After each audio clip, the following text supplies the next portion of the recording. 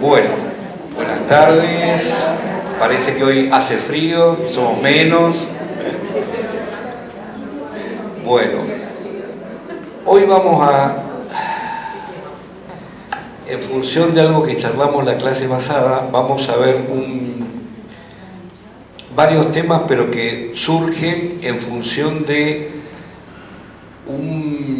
una preposición o preverbio que hemos heredado del latín, que es la preposición in, que hasta ahora la hemos visto como dentro de, entrando, etc. Pero también in, tanto en latín como en español, significa negación o privación de. Y vamos a ver varias cosas, no solo el significado de esto, sino por qué esta N, que es una consonante, obviamente, cuando entra en contacto con otras consonantes, genera, tanto en latín como en español, una serie de modificaciones que, como hemos marcado varias veces, son modificaciones fonológicas y fonéticas que tienen que ver con la, digamos, con la mayor facilidad para pronunciar. Muy bien. Y vamos a empezar con esta preposición con una palabra. Bueno, in ya lo saben. Entonces, en este caso, porque tiene otros significados, es negación o privación. Obviamente de algo, ¿no? Y vamos a empezar con una palabra que es inaudito. Fíjense que si sacamos el in, que es privación o negación, ¿qué nos queda? Audito. Inaudito significa algo nunca escuchado antes. Eso es, inaudito. En latín se dice inauditus, que es un participio del verbo audire, que significa escuchar. Entonces, algo inaudito es algo que nunca se ha escuchado antes. Nosotros, incluso el diccionario de la academia, cuando dice que algo es inaudito, es algo excepcional, algo que nunca se ha visto, algo que no se conoce.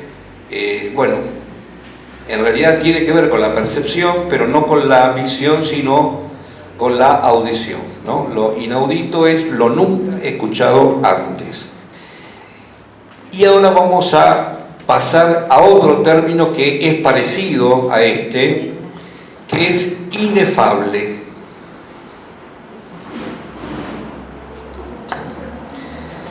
Y es parecido, ¿por qué? Porque de la misma manera que aquello que es extraordinario, aquello que no es normal, nosotros decimos es inaudito, a veces incluso como sinónimo de inaceptable, lo que dice es inaudito, digamos que tenemos inefable. ¿Y qué significa inefable o de dónde viene? Inefable viene directamente del latín de ineffabilis, que viene de la unión de estos términos in, ex, fabilis, que significa lo que no procede de, y fabilis, a su vez, viene de un verbo que es el verbo fos farifatum, que significa hablar.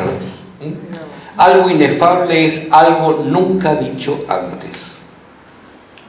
Si quieren, algo que no se puede decir, de tan importante, tan grande que es, ¿no?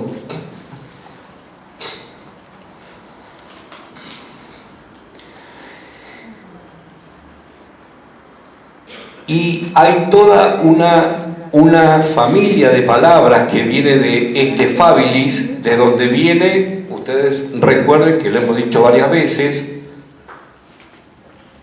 vamos a ponerlo, pero en realidad de este fari y fabilis viene, recuerden que las Fs se aspiran en H,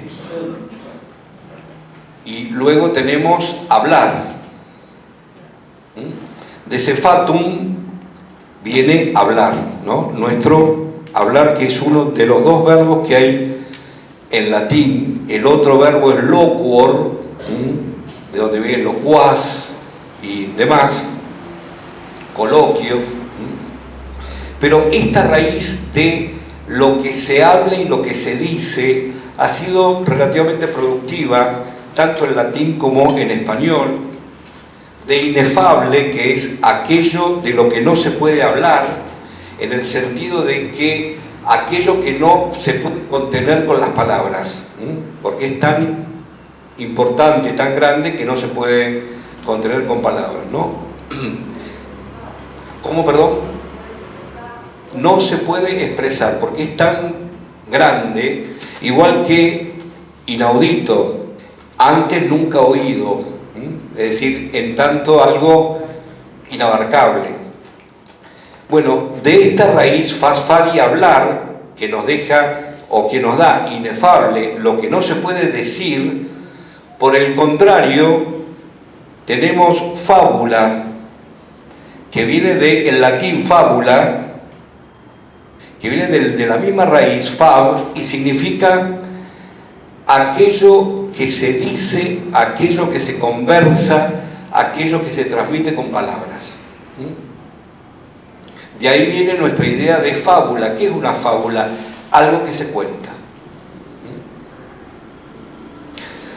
Como la fábula muchas veces tiene temas que tienen que ver con lo folclórico, tienen que ver con lo imaginario, de fábula viene el verbo fabular, que significa contar cosas que no tienen realidad o que no tienen existencia.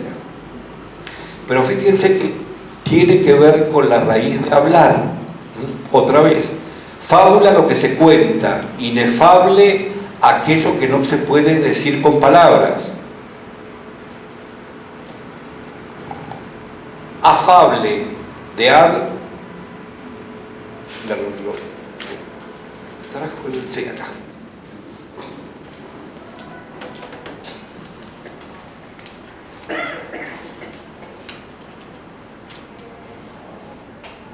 Lo voy a poner acá porque si no. Afable, que viene de ad, y obviamente fasfari, pero vamos a tomar esta raíz fabilis, que significa acercarse a alguien por la palabra. Dicho de otra manera, aquella persona con la cual se puede hablar. Alguien afable, que es alguien con el que se pasa un buen rato, con el que se conversa.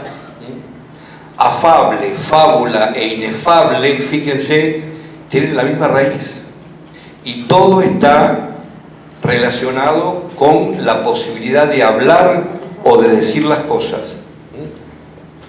Vamos otra vez con infante.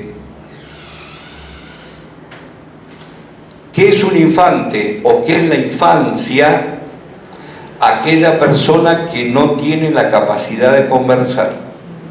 Infante, de fans fantis, que tienen la misma raíz. Fama,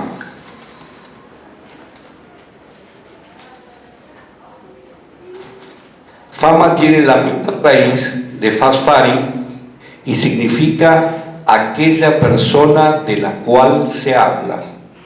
El famoso es alguien del cual se habla. Famoso, el que se habla. Inefable, lo que no se puede decir o hablar. Infante, el que no puede conversar. Afable, aquel con el cual uno puede conversar.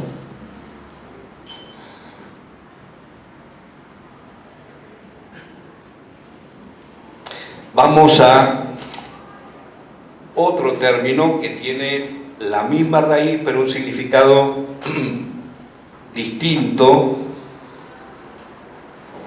Vamos a borrar un poco.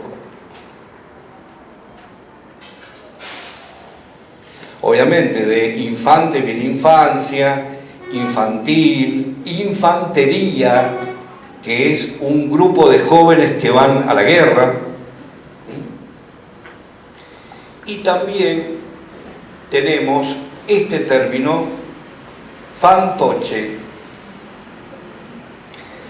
Fantoche es un término que entra hacia el siglo XIX en el español y proviene del francés fantoche, que a su vez lo toma del italiano fantocchio, y fantocchio, fantocchio, toccio porque doppia C, fantocchio significa marioneta o títere, y viene de fante, que es igual que infante. ¿Por qué? Porque las marionetas y los títeres no hablan. Entonces, de el latín pasó al italiano fante o infante, niño, de ahí fantoccio, el que no habla, de aquí vino al francés fantoche, con el significado de marioneta o títere, y ahí quedó en español.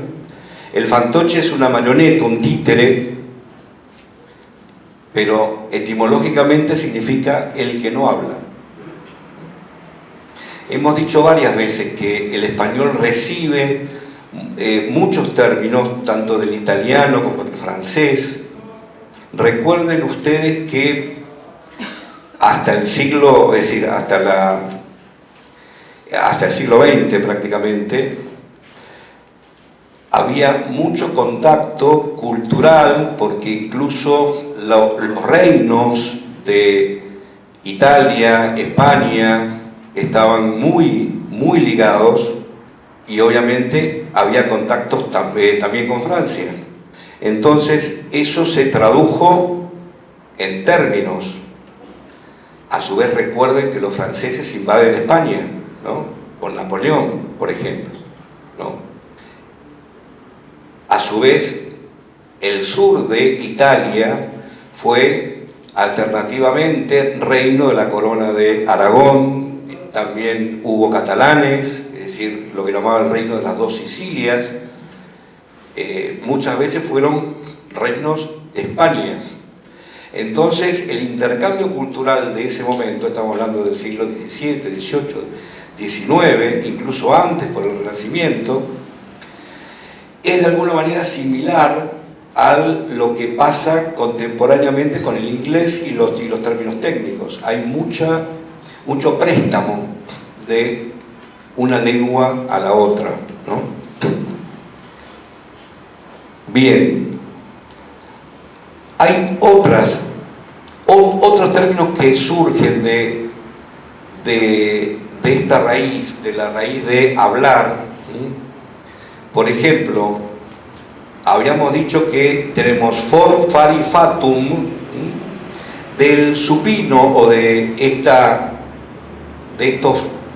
parte que podemos llamar formas no personales o verboides. De ese fatum va a derivar en español fato, iado, hada.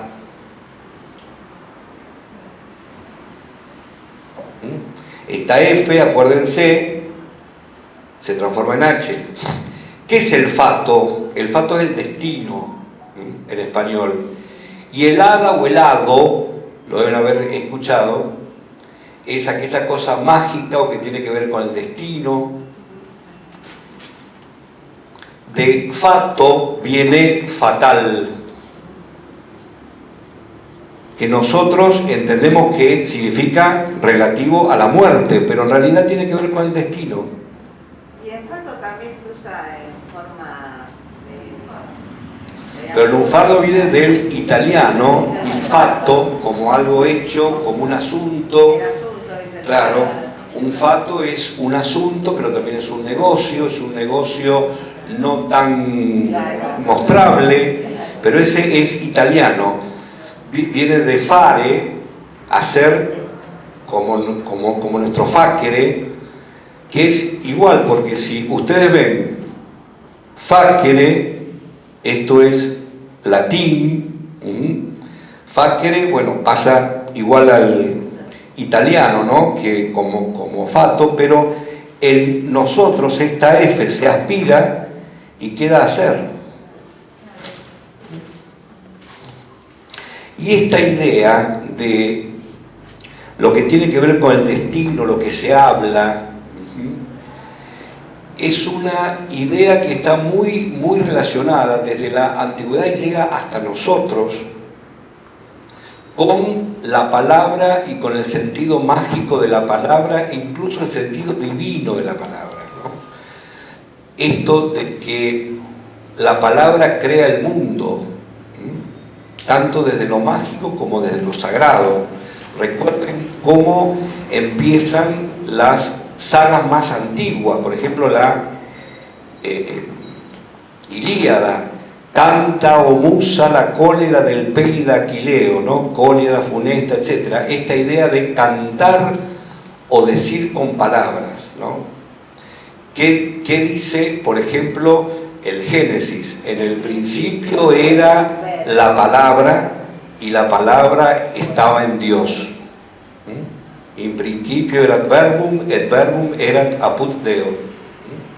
Esta idea de la naturaleza local de la creación. Y Dios dijo, et Deus dixit. Es decir, que la creación para la Biblia, para la tradición judeocristiana, es un acto voluntario de Dios, y la creación es comunicacional o es por la palabra. Y Dios dijo, hágase.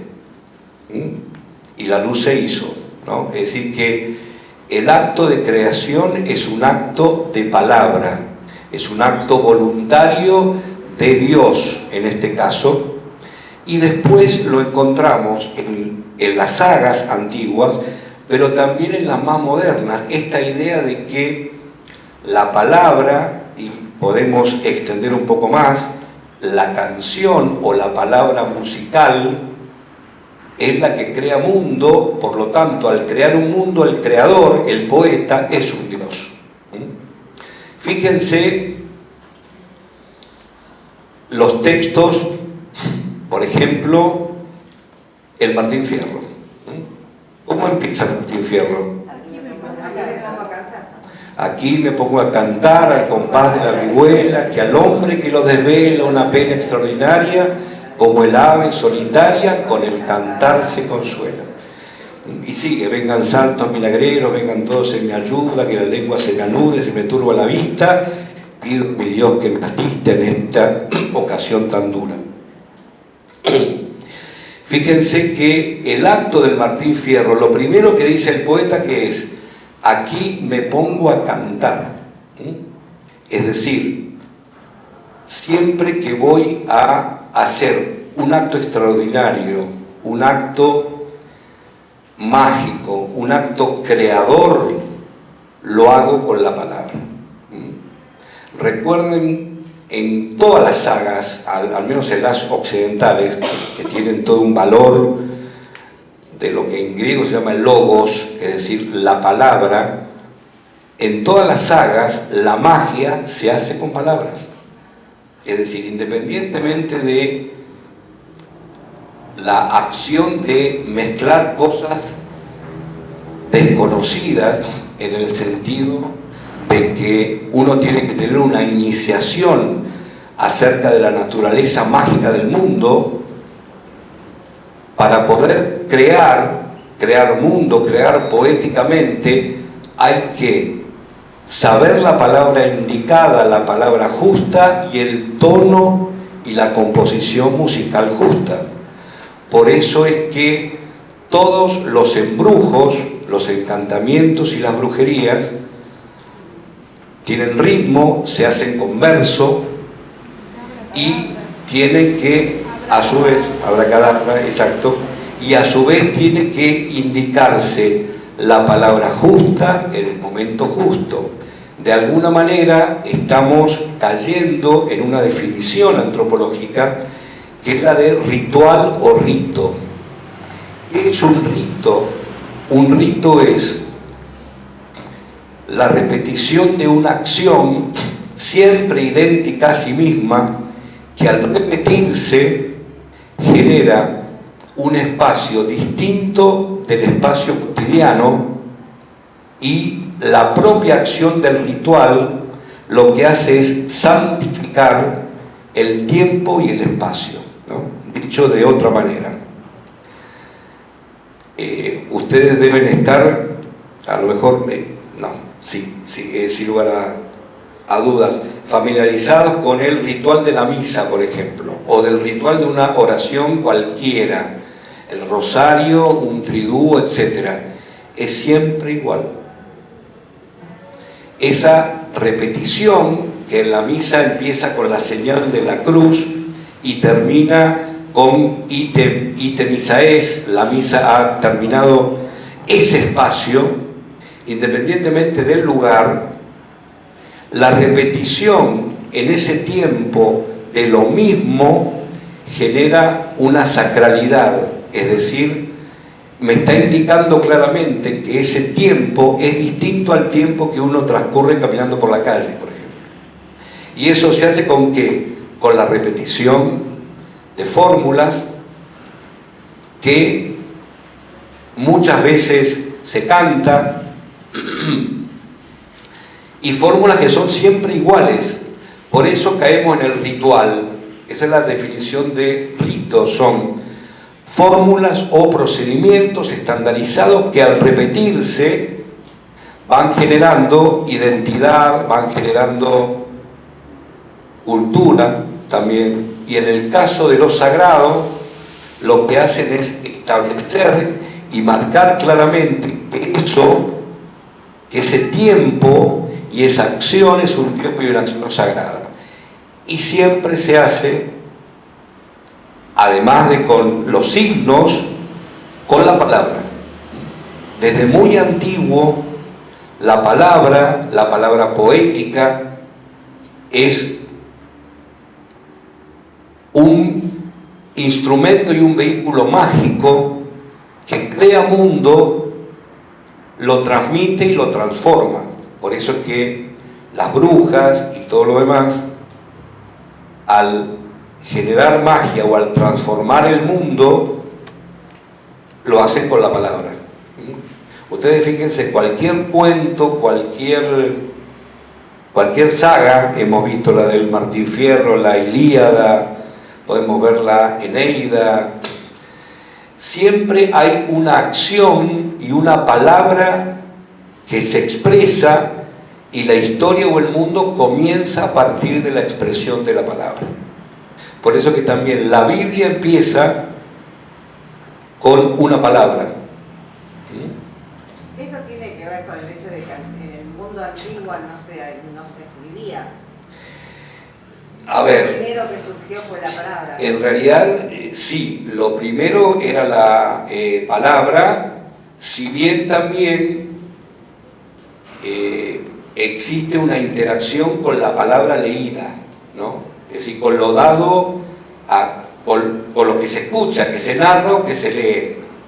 Hay una interacción, pero lo cierto es que la oralidad prevalece al texto escrito, ¿sí? Y de hecho lo vemos claramente, al menos en la historia, y incluso en los textos. Si uno lee la Ilíada, el Cantar del Miocide, etc., hay muchos elementos que son propios de la lengua oral, que no son de la lengua escrita. Eso significa que alguien en algún momento escuchó y copió, pero en general se transmitía en forma oral. Hay infinidad de mitos que fueron transmitidos y que después se registran por escrito siglos más tarde. Por ejemplo, el mito del diluvio universal, que está presente en muchas culturas, ¿no? En el Gilgamesh, en la Biblia, Es decir, que en algún momento esa historia, independientemente de si fue real o no, que hay, de hecho hay indicios de que pudo haber habido algo que tenga que ver con el diluvio, pero en algún momento esa historia se narró en todo el mundo antiguo y se registró. Pero el registro de la oralidad siempre es siglos más tarde. ¿Y por qué también nosotros entendemos que eso que está escrito tiene que ver con la oralidad? Porque está escrito en verso. Si a nosotros nos dijeran ahora, escribí una historia, haríamos una narración, pero no le pondríamos verso. ¿Por qué el verso? Porque el verso se memoriza más fácilmente. Exacto, por la cadencia, claro, por la cadencia, por las imágenes, no tanto por lo que sería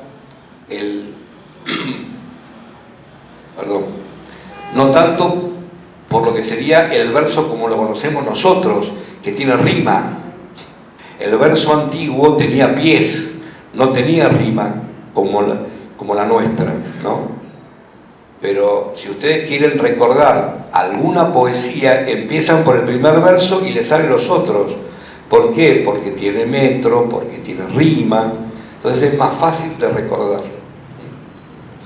Todo eso tiene que ver con esto también.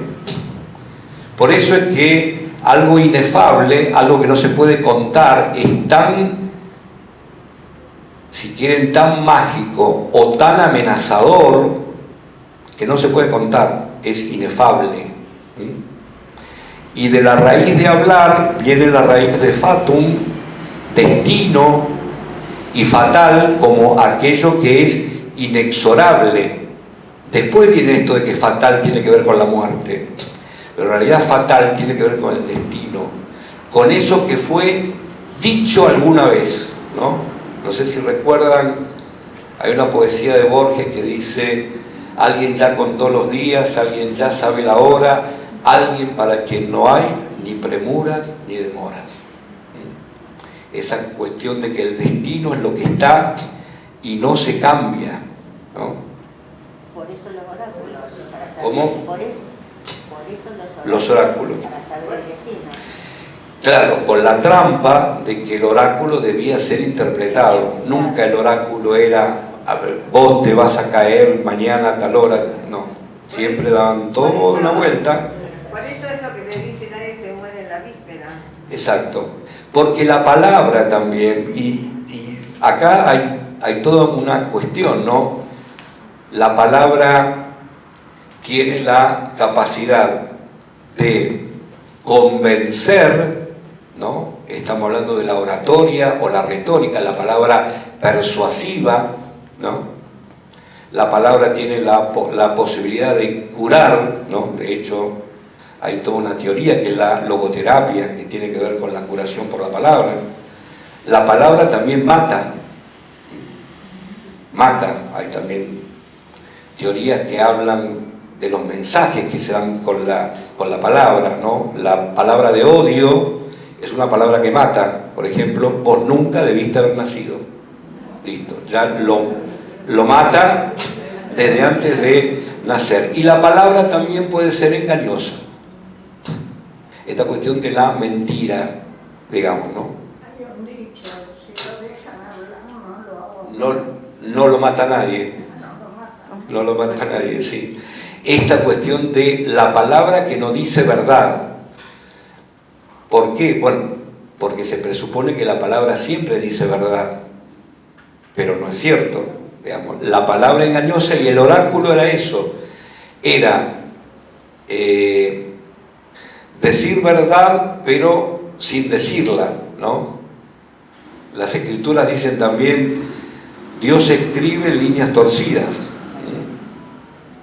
Esta idea también de que no siempre la palabra es una palabra clara y distinta, ¿no?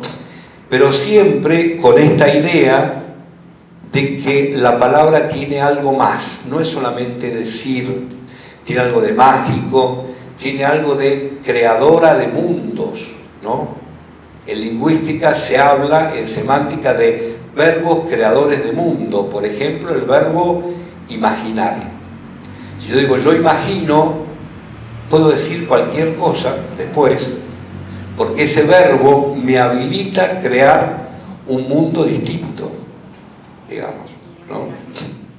Y la palabra encierra en sí misma un montón de agudos y achados. Claro. Para trabajar, para, Sí. para orientación, Sí. abre, apertura. Sí. Hay toda una cuestión con esto de el poder hablar, ¿no? Bueno, obviamente, también quién habla, quién no habla. Ustedes fíjense que cuando alguien habla y dice yo,